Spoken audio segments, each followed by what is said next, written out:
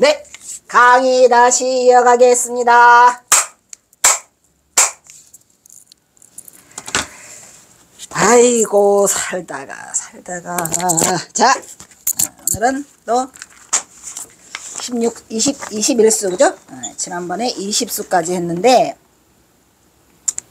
21수 시가 또 어마어마한 시죠.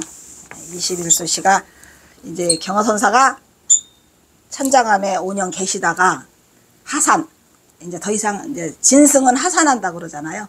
내려오는데 그게 1885년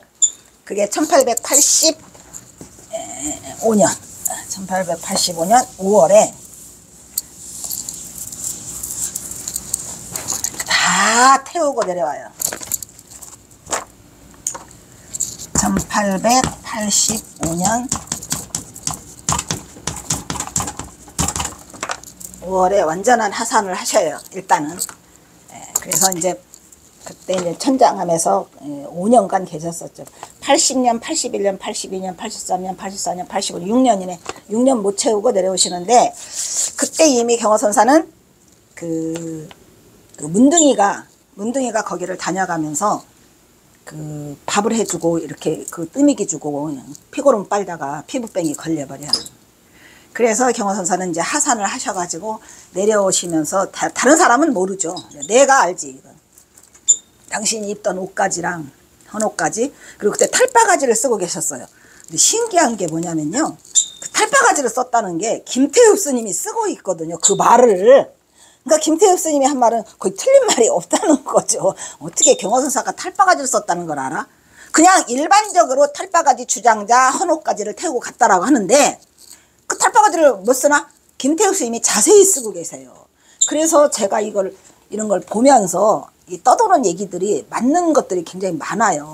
그러니까 그거를 이제 경허선사가 탈바가지를 쓰고 그 귀신을 몰아내는 그러한 하나의 방편이다라고 쓰셨고, 그 다음에 이제 옷가지는 내가 보니까 혹시 피부병이 누구한테 올물까 싹 태우고 오셨는데 남들은 그걸 모르지.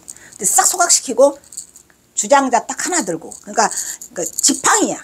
옛날에는 경허선사가 주장자가 좀 있었었어요. 왜 주장자를 사용했냐면 경허선사가 쓰던 주장자가 아니에요.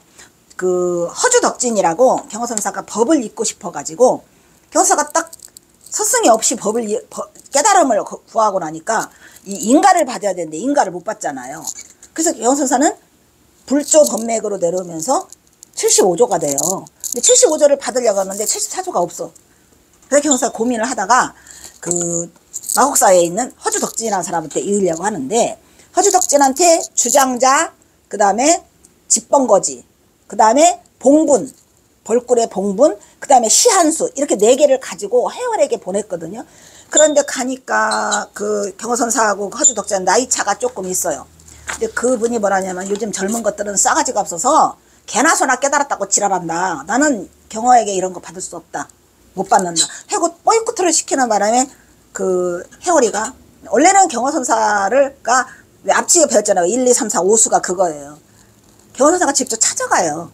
저기를 마곡사를 4번이나 찾아가는데 못 만나고 5번째 이 기허주장자라고 해갖고 시를 보냈는데 뽀이쿠트를 당하잖아요. 그리고 나니까 허주가 어지간한 줄 알았더니 허당 맹꽁문이로구나. 오냐 좋다. 내가 그냥 혼자 있자 해가지고 이제 용암 해연으로 경허선사가 그런 있게 되는 이제 그런 계기가 되는데 그때에 이제 그 주장자도 태워버려.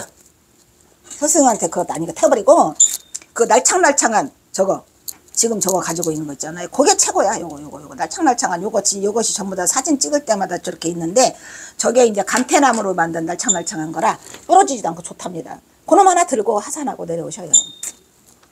그러면서 이 시 하나를 남기고 오시거든. 이 시가 대박시예요. 세여 청산 하자시오 춘성무처 불개하로구나 방인 양문 성우사니 성녀 심중 고백하라 하리라. 이렇게 딱 7원 절구로 간단하게 쓰셨는데 그냥 이 시 하나가 그냥 기가 막히죠. 이 시 전체를 대변할 정도로 이 문장력이 뛰어나다 보니까도 그러고 그 깨침이 너무 똑바르지다 보니까 한 글자 한 글자 꽂아 박은 게 그냥 딱 떨어져요. 세여 청산 하자시. 자, 세속과 더불어 청산이 세여 청산 더불어 청산이 하자시 어떤 게 도대체 옳단 말인가? 선생님 어떤 게 옳아? 세속과 청산 어떤 게 옳아? 옳은 거 없다. 이게 개똥이나 머리 깎은 거랑 아까랑 똑같고 세속하고 청산으로 떠났다. 그게 그거야. 어? 여기서 세속과 청산을 한 이유는 중도 때문에 중도부리를 하기 위해서 세속과 청산은 다르지 않다. 세여 청산 하자시오. 어떤 게 세속과 청산이 옳단 말인가? 이렇게 해놓고 그 다음에 춘성무처 불개와라. 춘성 이제 봄이에요. 봄을 경어선사는 이제 문장가니까 그냥 성이라고 해놨어. 나도 성이라고 할래. 카필라성 저로 그 해미읍성도 해미읍성 이렇게 하잖아요. 춘성 봄이 되면 무처는 아무것도 없더라. 어디가 불개화 꽃이 피지 않는 곳이 개화가 꽃 피다잖아요. 꽃이 피지 않는 곳이 어느 한 군데도 없더라. 봄 되면 봄 돼봐라 다 펴. 지금 난리 났잖아요. 근데서 오다 보니까 골목골목도 우리 집 골목골목도 다 폈어. 그냥 뻥뻥뻥 다 털어지고 막 뭐야 매화 터지고 그냥 막 그 뭐야 이거 요만한 거 목련이가 뭐야 이거 그냥 펑펑 터져갖고 난리들이 막 사진 찍고 뭐 하건다고 아주 좋아요.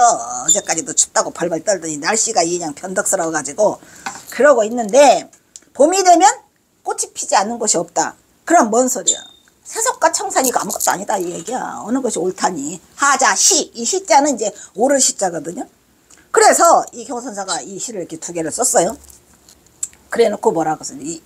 진짜로 짧게 쓴 이 시인데 어마어마한 얘기가 들어있죠. 방인양문 성우사요. 방인은 뭐냐면은 곁다리 방자거든요. 곁다리에 있는 사람이 누가 어떤 사람이 주변의 사람이 이런 얘기예요. 아무나 양문 만약에 묻는다면 방인 양문 곁다리에 있는 누군가라도 나에게 묻는다는 해서 성우사라고 써있어요. 성우사가 경어가 성우잖아요. 이름 성우사라는 거는 또 뭐랬어요? 일사가 이게 중요하다니까. 이 왼수 같은 일 때문에 우리가 다 업을 지켜야 되는 거죠. 이무에 사무에 이사무에 사사무에가 이 사를 피할 길이 없어요. 우리는 경어 성우의 일을 묻는다면 그러면 성우사가 뭐예요? 성우깜냥 내가 깨달은 애 깜냥 나한테 이거를 방인양문 누가 나한테 묻는다면 뭐라고 한다? 제일 중요한 건 그거죠. 성녀심중 거백하다. 네? 성녀심중 거백하. 그러니까 겉밖의 이야기다 이런 얘기요. 이 거백하라는 건 또 뭐죠 우리가? 응? 거백하라고 하는 건 성녀심중 거백하.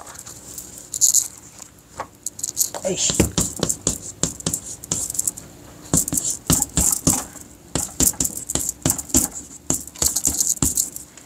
이 겁에가라고 하는 거는 우리가 겁이라고 하는 것은 보통 말하잖아요. 1겁, 2겁, 3겁 할 때 어떻게 말을 하냐면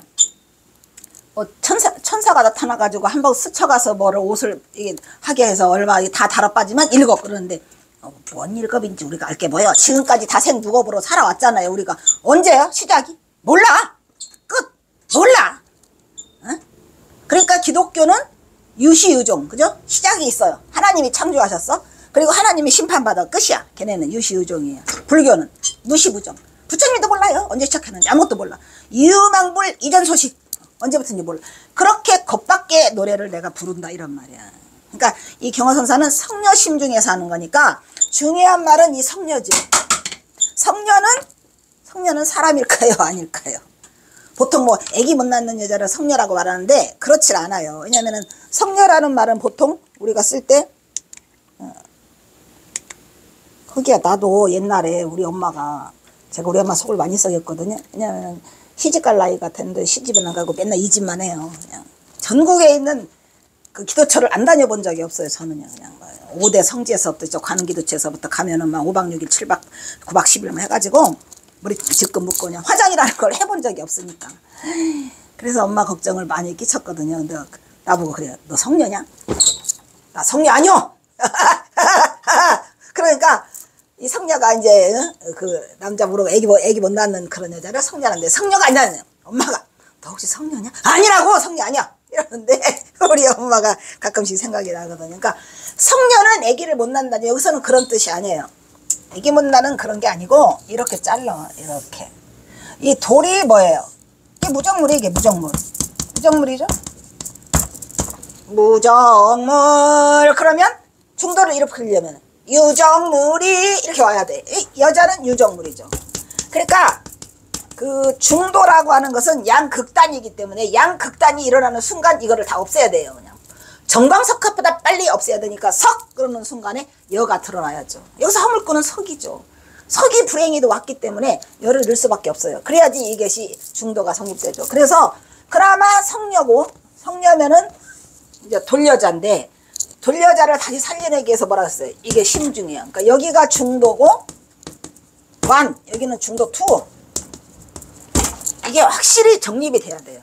그러니까 철저하게 석에서 열어오는 말할 때 중도가 성립이 됐고, 또 성녀에서 심중으로 들어올 때 중도가 다시 성립돼요. 그러니까 두 가지죠. 쌍으로. 여기까지 들어와야 완벽한 중도가 되기 때문에 경허선사는 성녀 심중에 그 마음속에 무슨 노래 불러? 겁의가를 불러야지. 이런 이 시시한 이런 노래 말고 영혼의 노래, 겉밖의 이야기를 내가 노래로 부르겠다라는 엄청난 이 시를 써놓고 하산을 해요. 근데 너무 대단하신 게 나이나 아니나 이 나이 때 37살이거든요, 경허선사가. 근데 그렇게 하시고 내려가시고는 이제 천장암을 떠나시는데 그 뒤로는 천장암에서 오래 주하지 않고 가끔씩 들려요. 가끔씩 들려가지고 이제 그 제자들 수월이랑 해월이랑 이렇게 보고 이렇게 하셨는데, 어쨌든 경허선사는 이 그 1885년 5월달에 이걸 떠나시면서 이런 멋진 시를 썼는데 제목이 뭐냐면 천장암 홍주군이야. 그러니까 천장암이 옛날에는 서상군이 아니었나 봐요. 홍주군이야, 홍성. 지금은 홍성인데 옛날에는 그걸 홍주라 그랬거든요.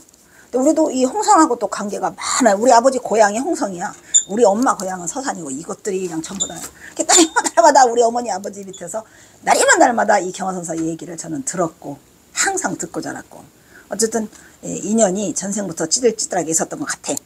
그래서 이제 제목, 우리 경허선사가 또 신기한 게 제목은 또 제목이라고 써놔요. 안 써도 돼요, 스님. 뭐 달라고 제목이라고 써. 보통 때는 우음 이렇게 해놨다가 꼭 제목을 붙이고 싶으시면 천장암 홍주군. 오냐 천장암 홍주군 몰라요, 스님. 하여튼 제가 이 시를 처음 봤을 때야 놀라웠구나. 깨달은 자가 홀라당 팔라당해서 쓴 시예요. 일반인은 쓰지 못하죠, 이런 시를. 그래서 이렇게 대단한 시를 쓰시고 경허선사가 내려가요. 그래서 성녀심중 겁의가, 성녀심중 겁의가. 가장 중요한 단어는 이제 세여청산 하자시는 이제 경허선사가 묻는 말이고, 그리고 춘성무처 불개화, 당인양문 성우사. 누가 나한테 경허의 경지를 나한테 물어봐라. 네가 물어봐. 그럼 내가 뭐라고 말할 거야? 성녀심중 겁의가. 이거는 완전한 중도의 중도를 그냥 따따블로 이거야 진짜라는 얘기죠. 그래서 완전한 끝임을 성녀심중 겁의가라는 말을 남기시고 하산하시게 되는 아주 대단한 시죠. 이 시는 또 일단 여기서 마치도록 하겠습니다. 시간 없어, 바빠. 바빠.